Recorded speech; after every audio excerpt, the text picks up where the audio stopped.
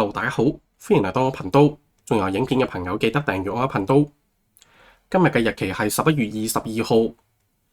BNO 嘅移英門檻提高，有移民顧問就表示呢個新門檻對移英港人有顯著影響。仲話可能會掀起港人回流潮添啊。報道就講到英國內政部就公布半個世紀以嚟最大規模嘅移民制度改革。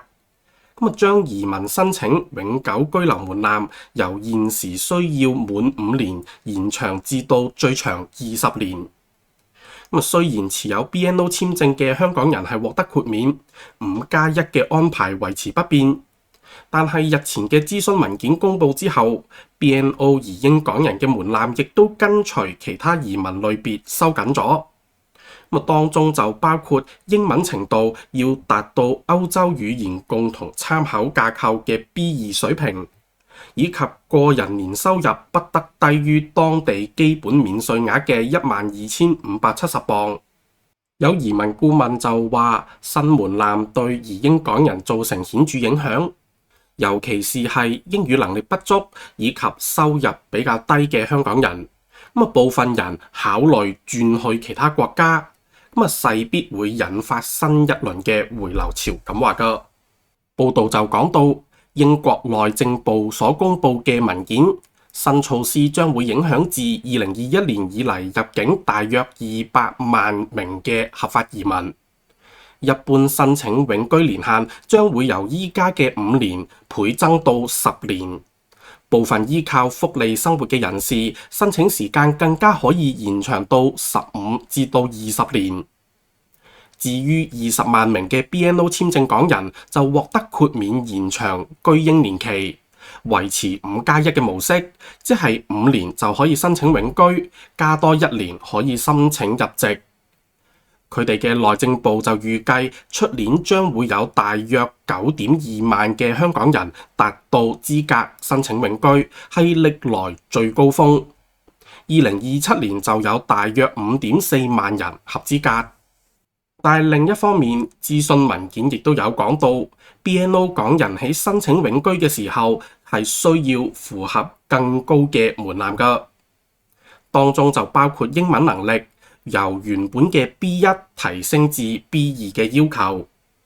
原先嘅 B1 要求係相當於英國中等教育嘅普通證書，接近昔日香港中五會考程度，並且可以選擇以20分鐘考試嚟代替，唔需要考卷。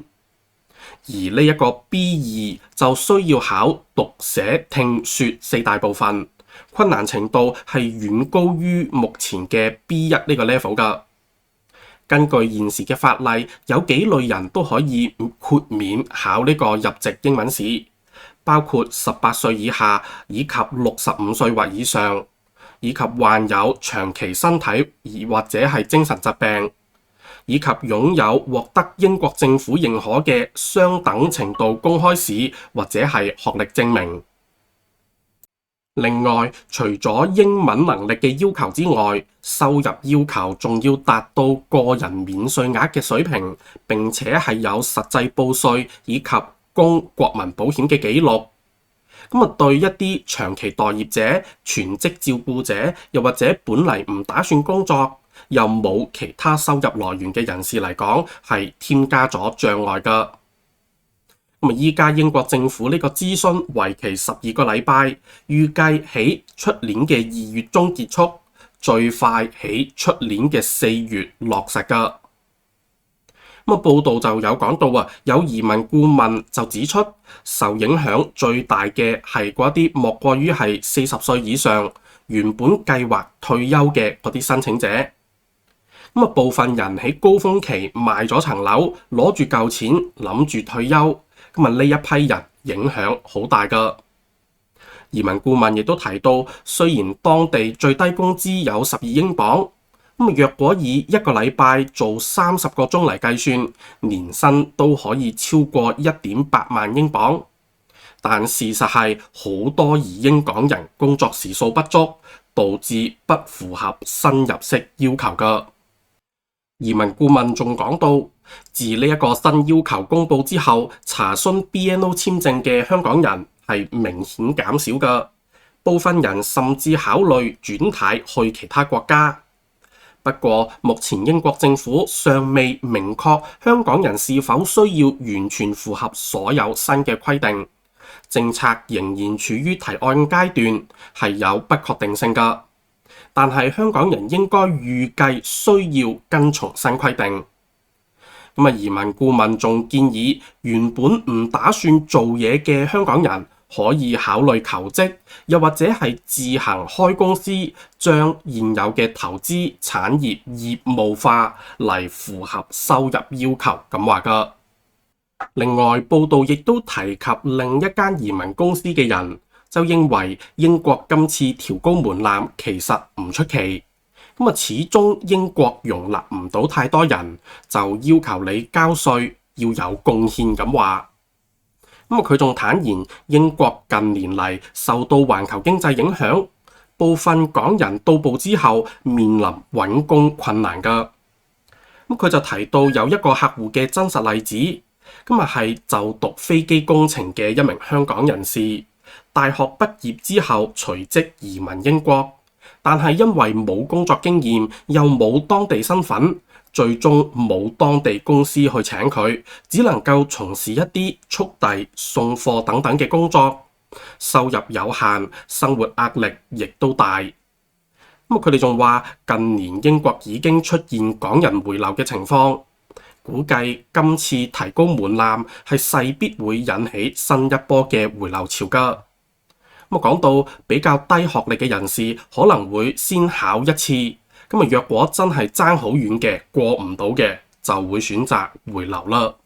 睇完成個報道咧，會發現啦，除咗嗰個時間5+1呢個時間冇變之外咧，其他嘅影響咧都幾大幾全面㗎。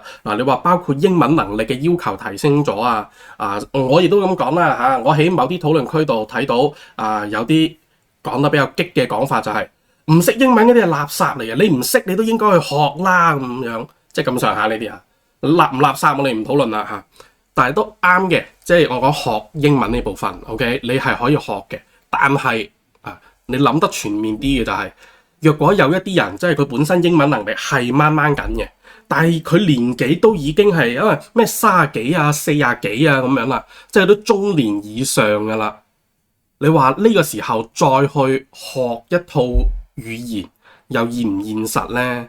呢一批人呢，就可能佢就真係冇辦法嘅。